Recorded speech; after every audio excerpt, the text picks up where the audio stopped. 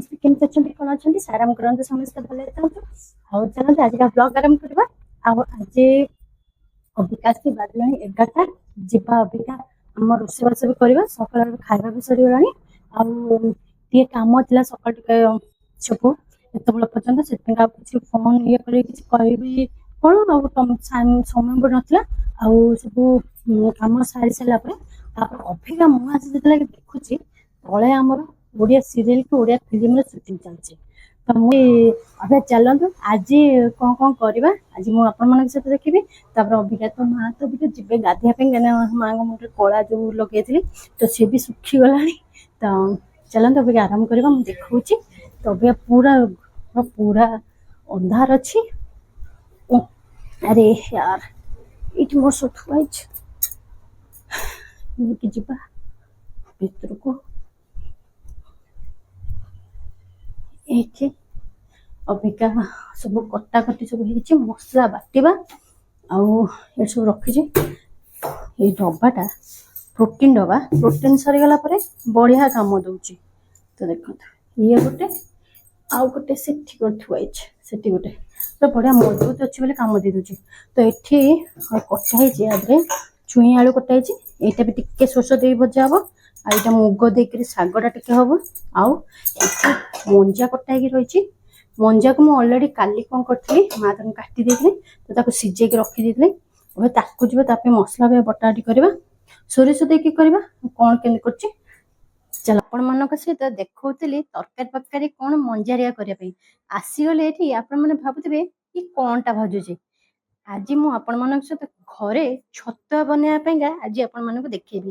ଆଉ ଏଇ ଛତୁଆ ଆଜି ଉଷୁନା ଚାଉଳ, ଅରୁଆ ଚାଉଳ, ଆଉ ହଉଛି ଆମର ଯୋଉ ବଡ ନାଚଣା ଯୋଉ ବୁଟ ଯୋଉ ଅଛି ସେଇଟା ମିଶିକି କରାହବ। ଗହମ ନାହିଁ, ଗହମ ଥିଲେ ବି ବହୁତ ବଢିଆ ହେଇଥାନ୍ତା। ଉଷୁନା ଚାଉଳକୁ ବଢିଆ ଭାବରେ ବଛା ବଛି କରିସାରିଲା ପରେ ତାକୁ ପୁରା ଭାଜିକି ତାକୁ ସାଇଡରେ ରଖିଦେଇଥିଲି। ତାପରେ ଅରୁଆ ଚାଉଳକୁ ବି ଏଠି ମା ଏପଟେ ବସିକି ଗ୍ୟାସ ଯୋଉ ଇଣ୍ଡକ୍ସନରେ ଏଇ ଯୋଉ ବଡ ଚଣାକୁ କରୁଥିଲେ, ତାପରେ ମୁଁ ଡାଇରେକ୍ଟ ଆସିଗଲି ତାକୁ ଗୁଣ୍ଡ କରିବା ପାଇଁକା ବସି ଯାଇଛି। ତ ଏଠି ଦେଖନ୍ତୁ ଏଠି ସବୁ ମିଶେଇ ଦେଇଛି, ଉଷୁନା ଚାଉଳ ଅରୁଆ ଚାଉଳକୁ। ଆଉ ପୁରା ବଢିଆ ଭାବରେ ପୁରା ବି ଥଣ୍ଡା ବି ହେଇଯାଇଥିଲା, ହାଲକା ହାଲକା ଉଷୁମ ଥିଲା। ଏଇ ଉଷୁମ ଥିବା ଅବସ୍ଥାରେ ହିଁ ଗ୍ରାଇଣ୍ଡିଙ୍ଗ କରିବା।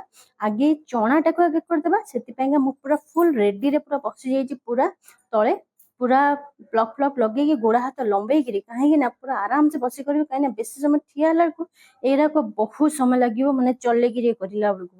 ସେଥିପାଇଁକା ଆସ୍ତେ ଆସ୍ତେ କରି ଆଗେ ଚଣାଟାକୁ କଲି, ତାପରେ ଧୀରେ ଧୀରେ କରିକିରି ଚାଉଳ ସବୁକୁ ବି ପୁରା ବାଟିବି। ଆଉ ଏଇଭଳି କରିକିରି ପୁରା ତାକୁ ପୁରା ଏମିତି ଚଲେଇ, ପୁରା ସରୁ ଯୋଉ ଚଲା ତା ଦେହରେ ଚଲେଇବି। ଆଉ ଯେତେ ପୁଣି ଗୋଟା ଗୋଟା ଦାନା ରହୁଛି ତାକୁ ଡବଲ ଡବଲ ଥର ପୁଣି ଗ୍ରାଇଣ୍ଡିଙ୍ଗ କରିକି ତାକୁ ସବୁକୁ ପୁଣି ଚଲେଇକିରି ପୁଣି କରିଲି। ଏମିତି କରିକିରି ମତେ ବହୁତ ସମୟ ଟିକେ ଲାଗିଗଲା। ଆଉ ଧୀରେ ଧୀରେ ଧୀରେ ଧୀରେ ମୋର ହେଇକିରି ବି ସବୁ ସରି ବି ଯାଇଥିଲା। ଆଉ ତାକୁ ଗୋଟେ ଡବା ଦେହରେ ବି ରଖିଦେଇଥିଲି। ଆଉ ତାକୁ ଖାଇବାକୁ ବି ବହୁତ ଟେଷ୍ଟ ଲାଗିବ।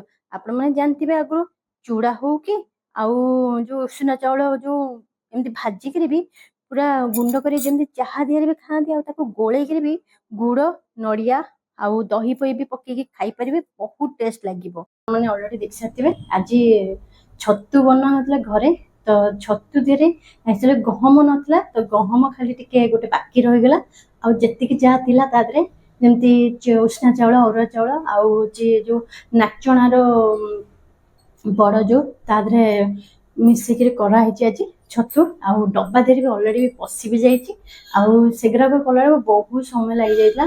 ତ ଖରାବେଳେ ପୁଣି ଖାଇ ପିଇ ସାରିକି ପୁଣି ତାକୁ ଗ୍ରାଇଣ୍ଡର କରିକିରି ତାକୁ ଥଣ୍ଡା କରି ରଖିକିରି ପୁଣି ତାକୁ ଡବା ଦେହରେ ଟିକେ ରେଷ୍ଟ ନେଇକିରି ପୁଣି ତାକୁ ଡବା ଦେହରେ ରଖି, ତାପରେ ଅବିକା ଆସିକି ରାତି 8ଟା ବାଜିଲାଣି। ଅବିକା ଯାଉଛି ଏବେ ରାତିର ଖାଇବା ବନେଇବା ପାଇଁ।